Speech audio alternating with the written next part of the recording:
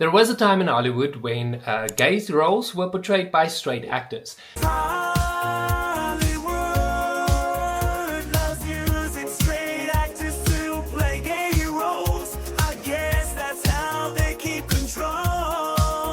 Don't get me wrong, some of them were very convincing, but I honestly feel that gay characters should be portrayed by gay actors. With that being said, there have been many performances by straight actors that were so convincing that we actually wished they were gay in real life. In this week's video, here are 10 straight actors who portrayed gay roles very convincingly. Follow the yellow brick road.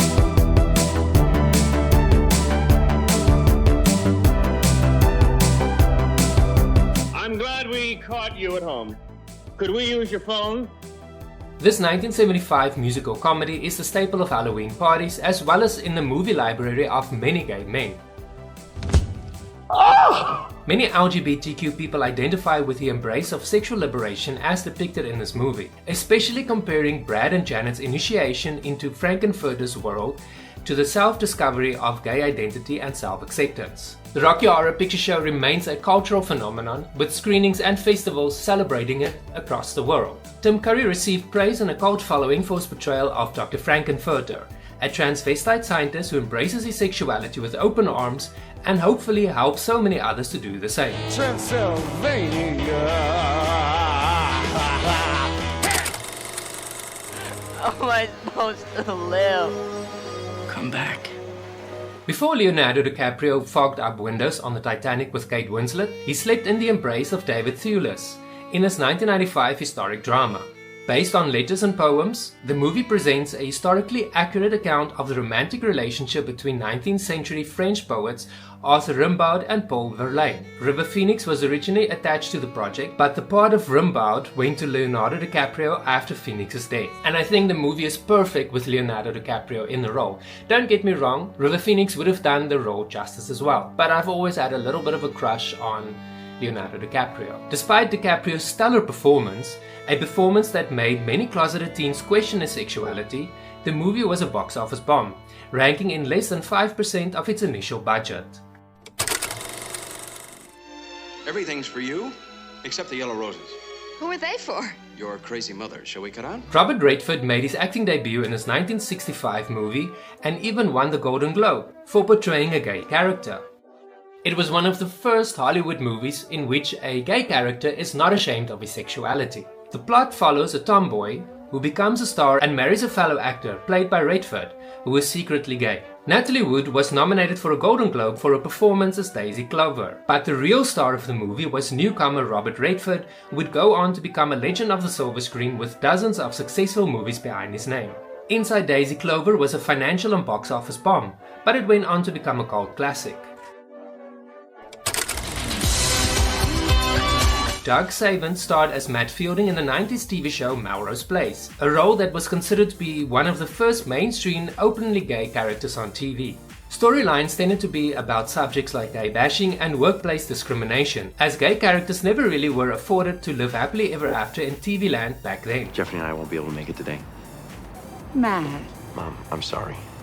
We can't live by your rules. The character of Matt often became romantically involved with other male characters, but the romantic relationships were never really shown on TV. Though his character was popular, his romantic scenes, even a simple kiss, was censored or never shown, and his character was ultimately killed off after 5 years on the show. Creator Darren Star is openly gay and had no control over what is shown and what is not shown by the networks when it came to the gay plotlines. Even legendary producer Aaron Spelling stated, "We've not been allowed by the sales department to do what we want, to not be able to show two people kissing. It's 1994 for sake." By the way, if you're enjoying this video, please remember to click like and subscribe. I post videos every Wednesday, Thursday, Friday and Saturday, with the occasional video on Sundays. The other days I'm working on my new second channel, which you can check out because I'm working very hard on it, creating original content for you to enjoy.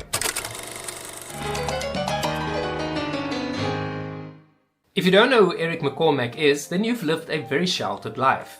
Though he's been acting since 1986, he received his breakthrough role in 1998 when he was cast as the gay lawyer Will Truman on Will and Grace in 1998.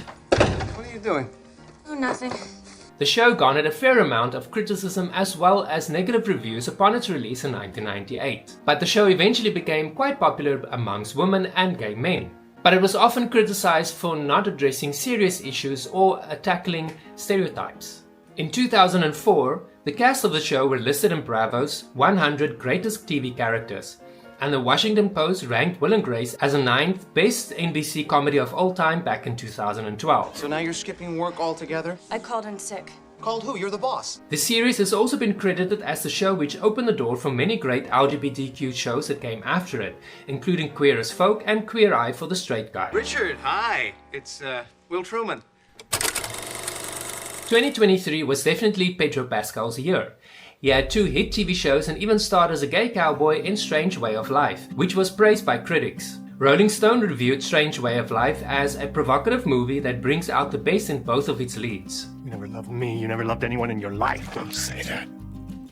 But before portraying a gay cowboy in Strange Way of Life in 2023, he also portrayed a gay character in one of MTV's TV shows, Undressed, which aired between 1999 and 2002.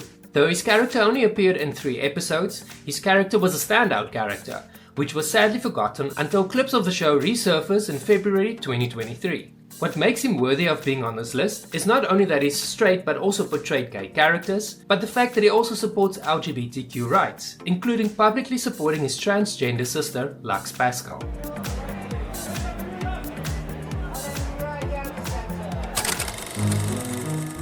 I read somewhere that everybody on this planet is separated by only 6 other people.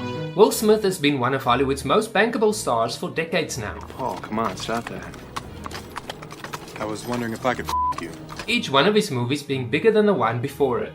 Only true Will Smith fans will know that he starred in a little-known movie called 6 Degrees of Separation back in 1993. In the movie he portrayed Paul, a gay and skillful con artist claiming to be a close college friend of their Ivy League kids, as well as the son of Sidney Poitier. In an interview several years later, Smith stated that Denzel Washington advised him not to kiss a man on screen, for it would harm his career.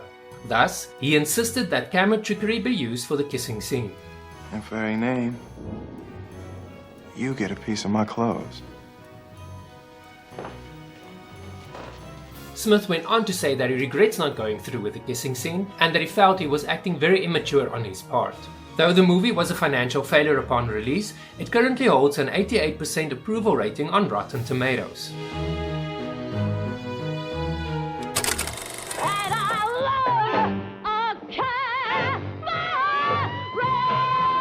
Cabaret has been cited by TV Guide as amongst the greatest films ever made. And it's easy to see why, with the stellar performances by the cast and winning an impressive 8 of the 10 Academy Awards it was nominated for. Listen, we're practically living together.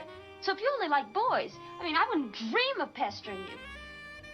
Not only has the movie been considered by scholars as a milestone for gay representation in media since the lifting of the Hays Code, it also made Liza Minnelli a gay icon. With the Hays Code being abandoned only a couple of years earlier, many actors weren't quite as willing to take on daring roles such as gay characters, which was explicitly prohibited by the Hays Code. But Michael York had no reservations about playing a bisexual character. And despite many actors fearing that playing a gay character would end their careers, Michael York has had a fairly successful career in the decades that follow. The word for my sex life now is nil. Or, as you Americans would say, plenty of nothing.